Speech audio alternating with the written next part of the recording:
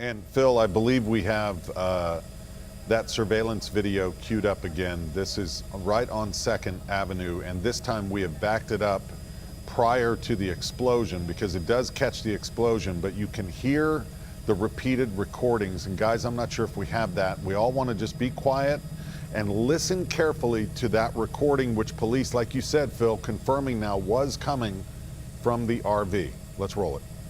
All buildings in this area must be evacuated now. All buildings in this area must be evacuated now. All buildings in this area must be evacuated now. If you can hear this message, evacuate now. If you can hear this message, evacuate now.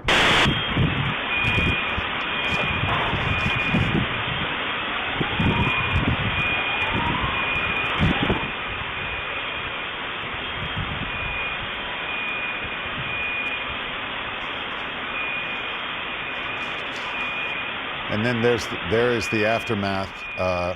It's just absolutely chilling. It's like, it is like something you'd see out of a movie.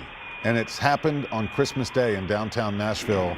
A very official sounding recording, Phil. That's a man and his dog. They've stopped. Now you'll see the officer come in from the right side. And the officer's speaking to him. Now listen to it. Keep listening.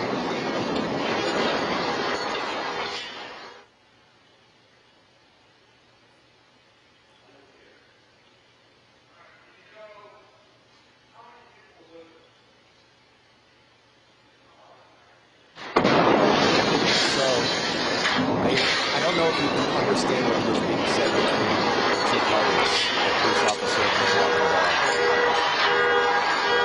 Anyone upstairs? You guys have better audio up there.